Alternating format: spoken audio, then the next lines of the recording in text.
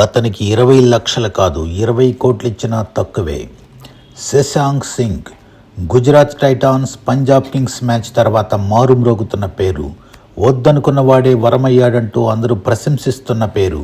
200 పరుగుల గుజరాత్ భారీ స్కోర్ను చేయలేక ఓడిపోతుందనుకున్న మ్యాచ్ను ఒకే ఒక్కడు పోరాట యోధుడిగా నిలిచి చివరకంటాలు పెరగని వీరుడిలా గెలిపే లక్ష్యంగా 4లు 6లతో పరుగులు సాధిస్తూ ఒక ప్రక్క వికెట్లు పడిపోతున్నా జంకకుండా పంజాబ్ని గెలిపించిన విజేత శశాంక్ సింగ్.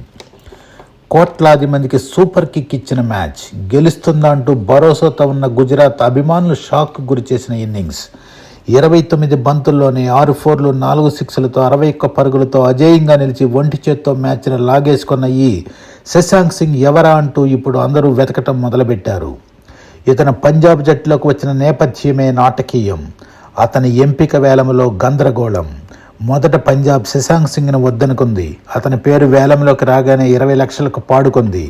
తర్వాత మేము కోరుకున్న శశాంక్ ఇతను కాదు, మాకు వద్దు అంది. అప్పటికే వేలం అయిపోవడంతో ఇక తప్పనిసరి పరిస్థితుల్లో అతను ఉంచుకోవాల్సి వచ్చింది.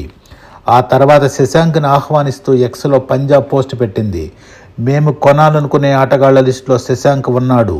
2 ఆటగాళ్లు ఒకే పేరుతో ఉండటంతో గందరగోళం తలెత్తింది అని పెట్టింది.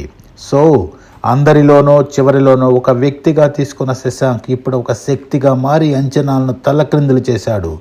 మరొక విశేషం ఏమిటంటే ఒకానొక సందర్భంలో శశాంక్ సింగ్ కెప్టెన్సీలోనే పంజాబ్ కెప్టెన్ శిఖర్ ధావన్ ఆడాడు.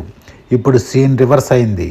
డివై పాటిల్ టోర్నమెంట్లో అప్పుడు శిఖర్ ధావన్ శశాంక్ ప్రతిభను దగ్గరుండి గమనించడం వల్ల ఇప్పుడు ఐపీఎల్ ఆరంభం నుండి శశాంక్కి అవకాశాలు ఇస్తున్నాడు. ఆ నమ్మకాన్ని నిలబెడుతూ ఒకే ఒక్క రోజులోనే స్టార్ బ్యాటర్గా మారిపోయాడు శశాంక్ సింగ్. ఇక 1 మ్యాచ్ షోగా ఇతని ప్రతిభ పరిమితం కాకుండా జాతీయ జట్టులోకి తీసుకెళ్తుందని ఆశిద్దాం. అందుకే అతనికి 20 లక్షలు కాదు 20 కోట్లు ఇచ్చినా తక్కువే. ఈ వీడియో మీకు నచ్చినట్లయితే ప్లీజ్ లైక్ చేయండి, షేర్ చేయండి, కామెంట్ చేయండి.